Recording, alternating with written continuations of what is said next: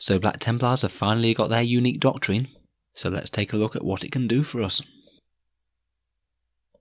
Hello and welcome back to Auspex Tactics, the strategy and tactics focused 40k channel, where we're all about getting the best out of your armies on the battlefield. Today we're going to be continuing with a bit of recent news, as Games Workshop have shown us the Black Templar unique doctrine, the same one that they get for being an entire army of Black Templars, without including any other Space Marine chapters or allies. This is a preview from the new Faith and Fury book, where it certainly appears that Black Templars will be getting their entire supplement's worth of options.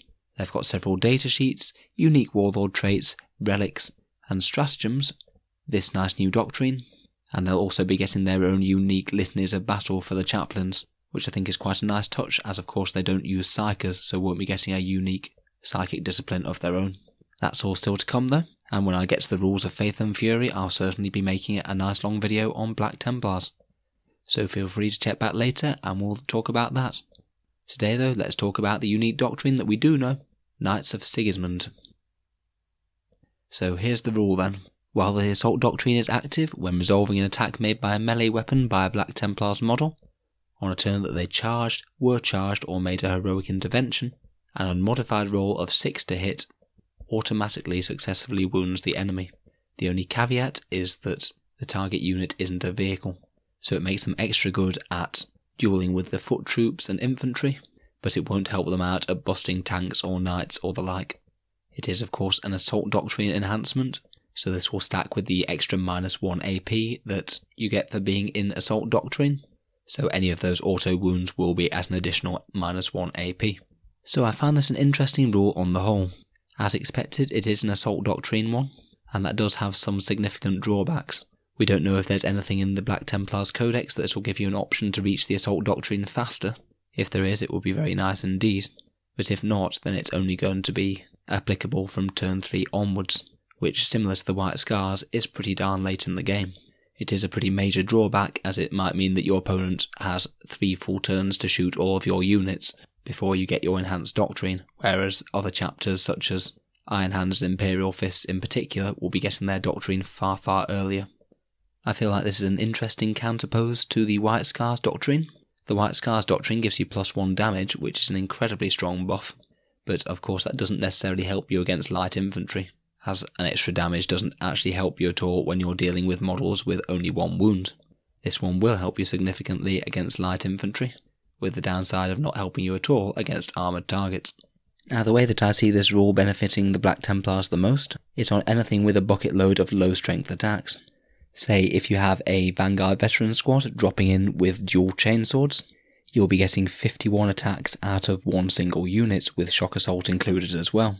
If there aren't any rerolls, then you should get 8 or 9 6s with that unit alone.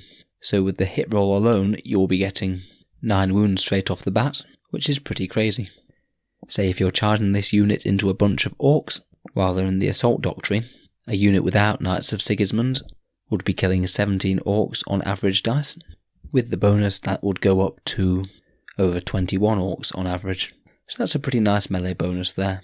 It's also going to be particularly strong on low strength power weapons, such as power swords, axes and maws, who have got the number of attacks and the AP, but don't necessarily have as good strength with wounding, so anything that you can help them out with in that regard is a big plus. I really see Black Templars synergising best with big assault units coming out of Deep Strike, such as Vanguard Veterans or Terminators or similar units, due to their amazing charge rerolls, getting them in combat fairly reliable out of a 9-inch away drop, and Knights of Sigismund can certainly help them with their damage output when they get into close combat. So as an assault doctrine, the only one that we have to compare it to is the White Scars doctrine, and I'm not going to lie, it does look a little bit underwhelming when compared with what the White Scars get. It isn't because the buff isn't a good one, it's just that +1 damage on all assault weapons is hilariously strong. Out of the two in a complete vacuum, I'd probably pick the White Scars one over the Black Templars, just because 2 damage on all of your basic combat attacks, and having Thunderhammers become base damage 4 is very good indeed. Plus it works all the time, not just against units that aren't vehicles, and unfortunately vehicles do make up quite a large portion of the meta these days. So in terms of the doctrine alone, I do prefer the White Scars bonus, but at this point I certainly don't think that it's worth making any sweeping statements as to whether or not Black Templars will be better or worse than White Scars. The augmented doctrine is just one piece of the puzzle, and we have yet to see their warlord traits, relics, new listeners, datasheets and stratagems. So I'm certainly going to reserve judgment on whether or not Black Templars will be top tier competitive until we've seen any of the scary tricks that they're likely to be able to field in this new book. Let me know your thoughts in the comments down below, particularly if there's any units that you think could benefit from this. It'll be interesting to see how this stacks up with Crusader squads, with any new options that they get in the Codex. As I said, I'm itching to see all the rest of the rules of the Black Templars, and I'm very excited to make a full review video when we get them.